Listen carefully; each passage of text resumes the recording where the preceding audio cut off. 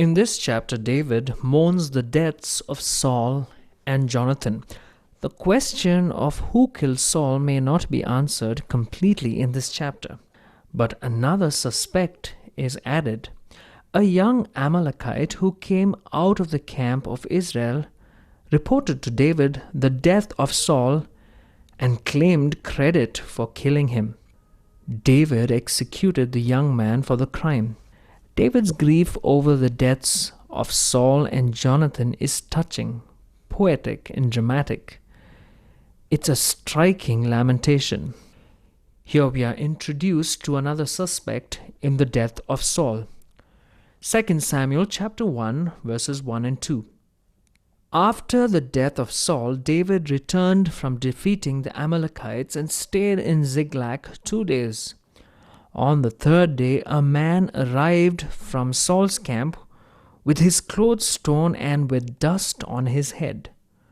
When he came to David, he fell to the ground to pay him honor. This was a dark day in the history of Israel. War and defeat had come to these people because they were out of the will of God.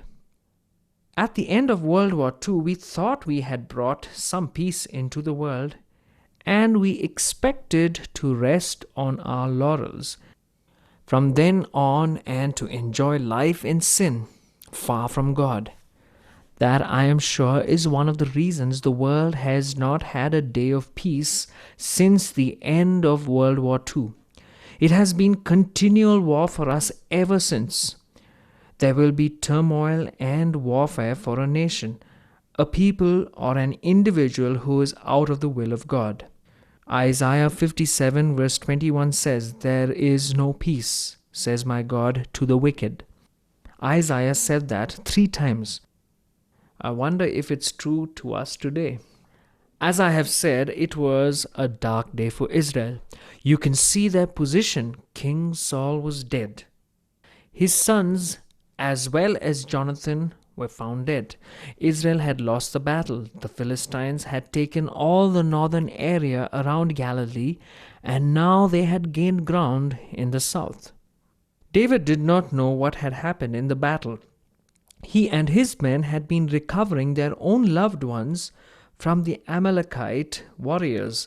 They had been back in Ziklag for 2 days without hearing a word.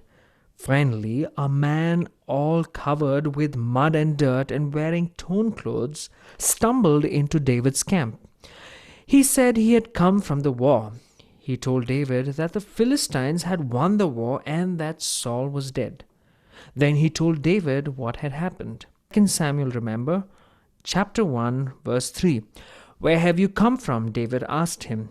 He answered, "I have escaped from the Israelite camp." "What happened?" David asked. "Tell me," he said.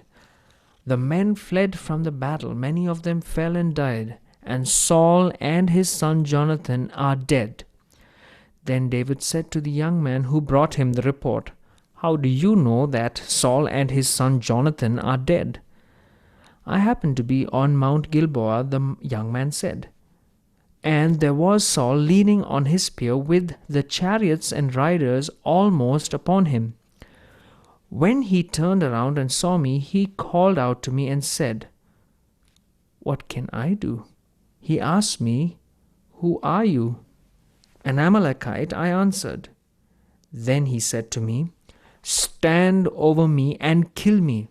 I am in the throes of death, but I am still alive.' So I stood over him and killed him, because I knew that after he had fallen he could not survive.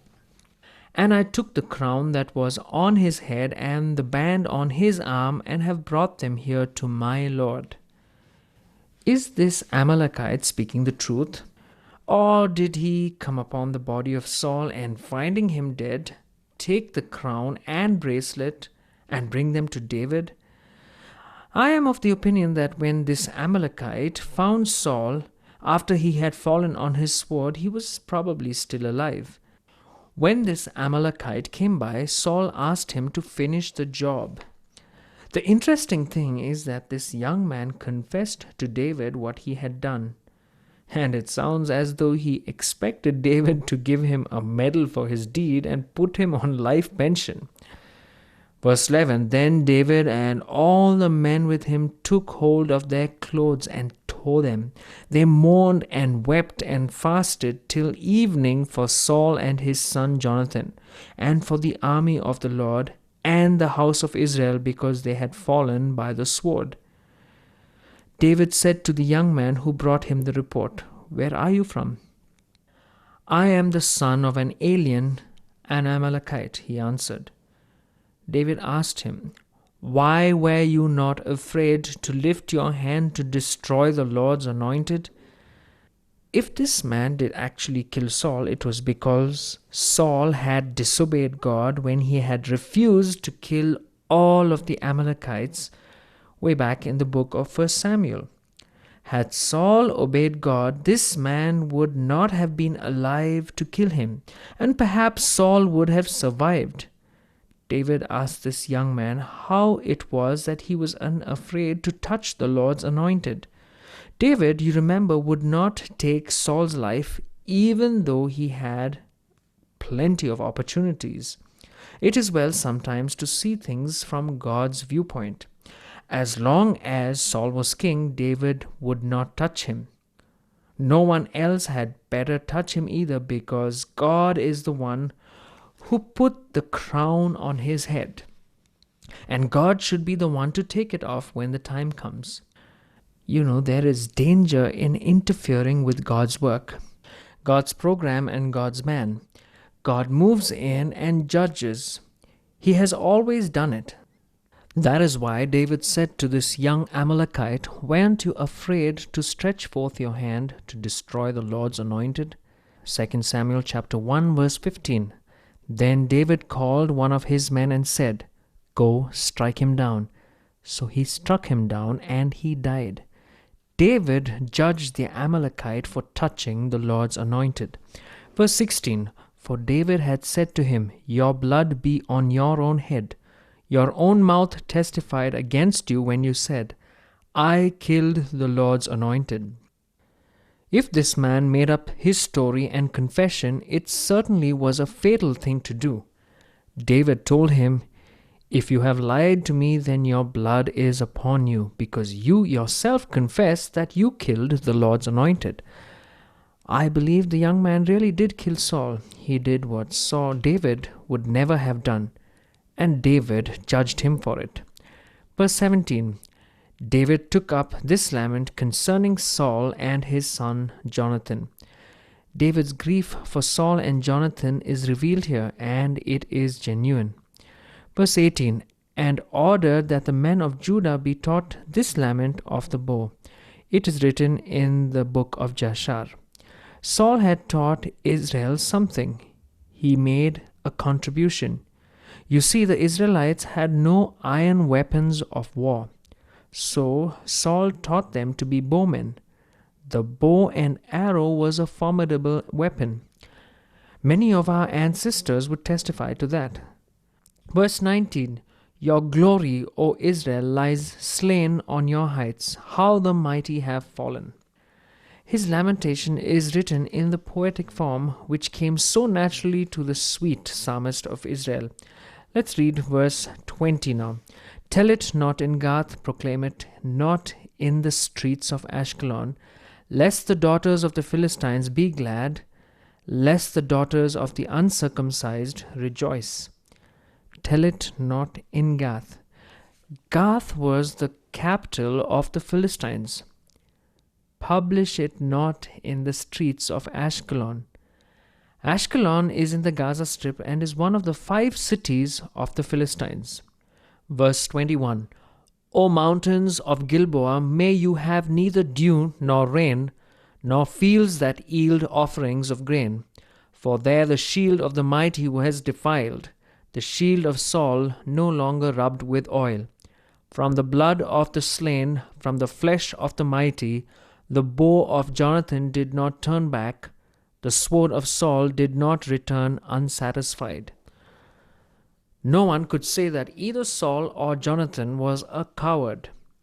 Verse 23 and 24.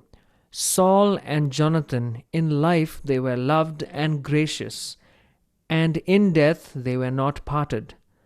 They were swifter than eagles, they were stronger than lions. O daughters of Israel, weep for Saul, who clothed you in scarlet and finery, who adorned your garments with ornaments of gold. Saul had brought prosperity to the land.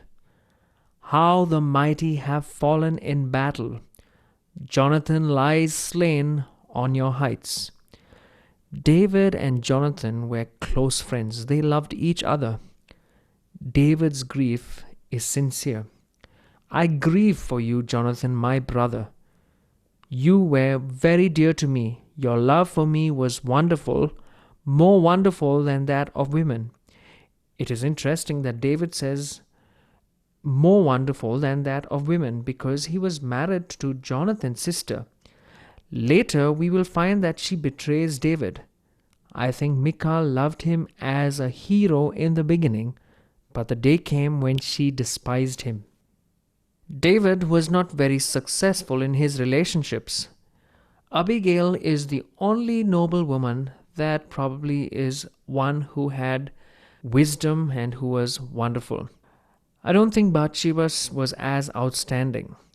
Although his relations with her were absolutely David's fault, and God judged him for it, David had his problems with women, and he could say of Jonathan that he was a man who was true and loyal to him even until death. It is interesting to note that the men who were David's followers were loyal to him through thick and thin. He had that type of charisma which caused his men to stick with him. David was a great leader. Verse 27, how the mighty have fallen, the weapons of war have perished. This is a tremendous tribute to Jonathan in particular. David's grief over the deaths of Saul and Jonathan is touching. It is one of the most striking lamentations in the Word of God. Dear friend, think of this. The one who could have enabled David to fulfill his call would have been none other than Saul. And now when you think of 10 years of David, which seems like a waste because Saul couldn't digest the fact that David was better than him and that he was called to be the next king.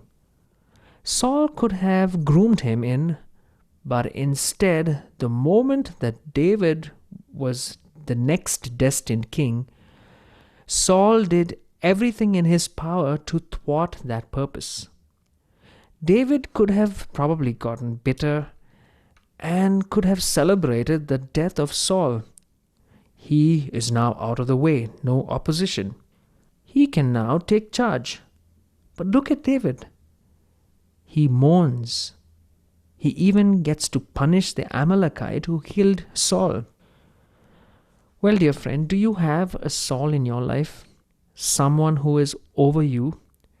The one who could help you, the one who could maximize your potential. But you find yourself locked in, caged in.